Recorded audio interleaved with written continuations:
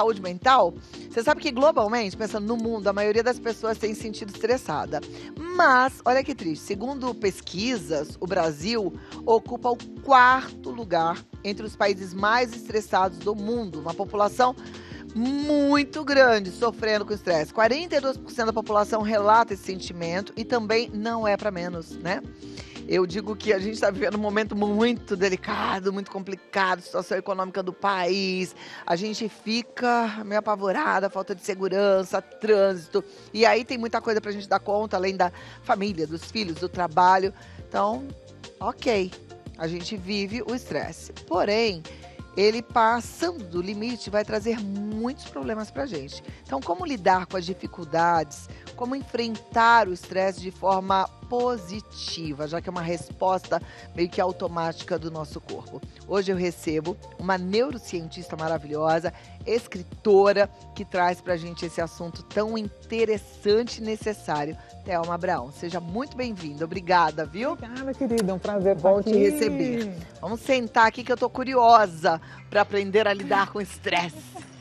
Vamos lá. É uma resposta automática, natural do corpo, como eu falei, ou não? Na verdade, o estresse faz parte da vida, né, Cláudia? Não tem, desde que a gente é pequeno, por exemplo, a gente já começa a enfrentar estresse. Por exemplo, quando você começa a andar e cai, levanta e cai. Então, ele é natural, ele é positivo também.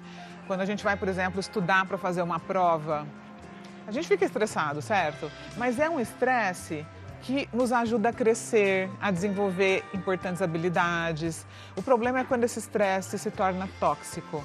Então, quando a gente olha para a infância, o que seria um estresse tóxico?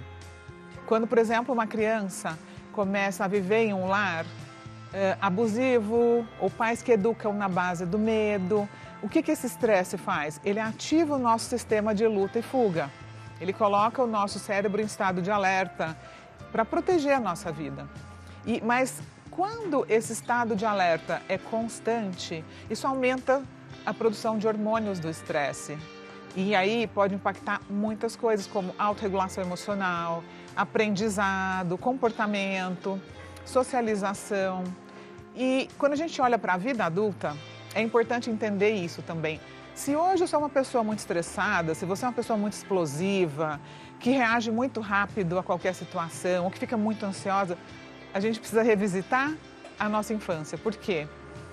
O padrão de resposta ao estresse é moldado principalmente nos primeiros anos de vida. Você sabia disso? Não sabia. Primeiros anos até quantos anos, mais ou menos? Os 3 primeiros anos, que são a primeiríssima infância, eles são fundamentais para o neurodesenvolvimento do nosso cérebro. É a época, eu vi até você falando ali de sinapses, né? Nos 3 primeiros anos é a época em que o nosso cérebro está fazendo o maior número de sinapses.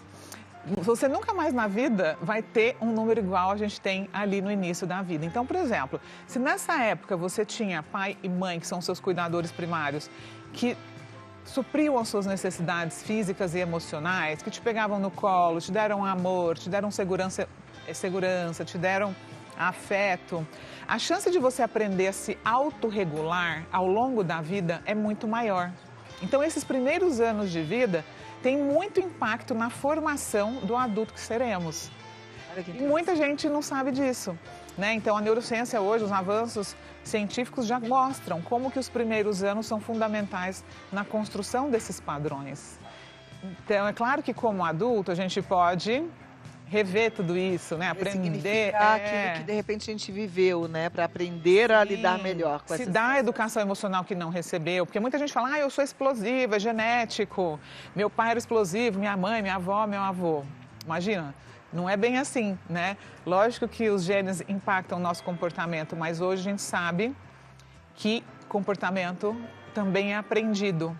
E o meio em que a gente vive impacta pra caramba, né? A forma que a gente reage, a forma com que a gente se enxerga e olha para o mundo. E aí me lembro daquela conversa que a gente teve recentemente entre ser vítima da sua história ou ser protagonista da sua vida, né?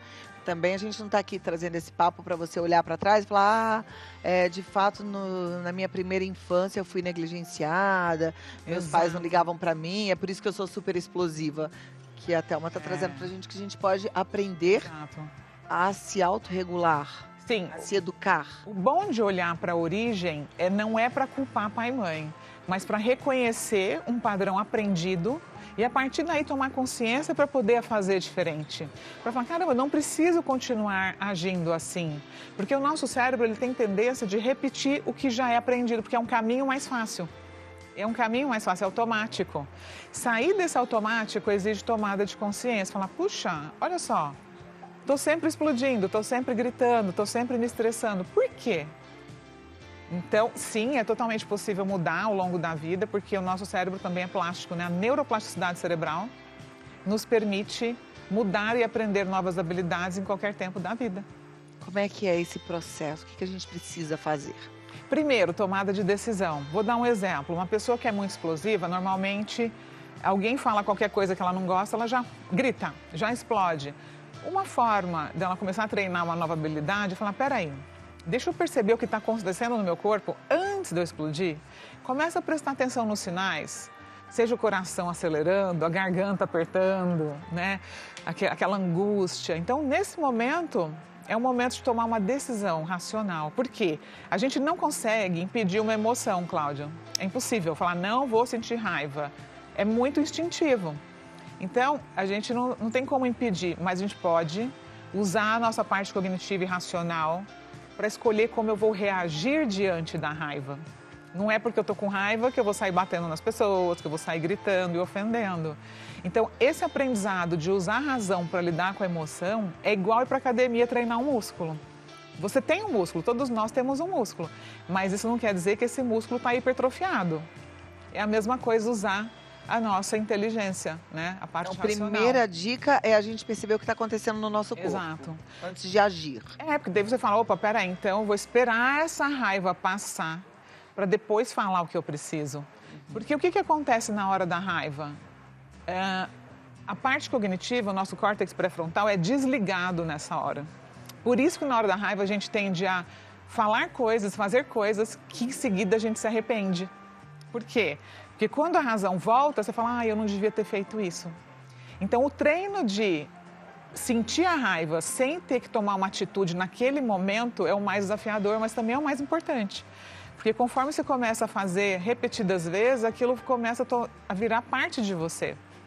E isso é treinar novas habilidades, isso é sobre nos dar educação emocional que a gente não recebeu muitas vezes, né, na família e ao longo da vida.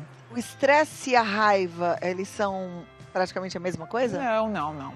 A gente pode viver estresses de diversas formas, nem sempre a raiva vai estar junto, né? O medo também pode causar estresse, a angústia, a ansiedade. E a dica para esse controle do estresse é a mesma? Na verdade, hoje, o que os estudos científicos mostram? Exercício físico é uma das coisas mais importantes para a gente desligar esse sistema que está hipervigilante, né? Que fica o tempo inteiro preocupado. Será que algo de ruim vai acontecer? Aquela coisa de estar sempre no futuro, ansioso pelo futuro ou deprimido pelo passado, né? Então, o exercício físico, ele produz hormônios do prazer, né? Produz serotonina, substâncias que vão ajudar a gente a lidar com as nossas emoções, a se acalmar. Uma outra coisa que é muito importante é meditação. Eu sei que tem muita gente que fala, mas é difícil fazer. Mas meditação também é comprovado cientificamente que ajuda a gente a se autorregular. O que é autorregular? É a nossa capacidade de lidar com aquilo que a gente sente, né? Usar a minha razão para lidar com uma emoção desafiadora antes de causar danos e estragos, porque é o que acontece quando a gente fica agindo pelo impulso, né?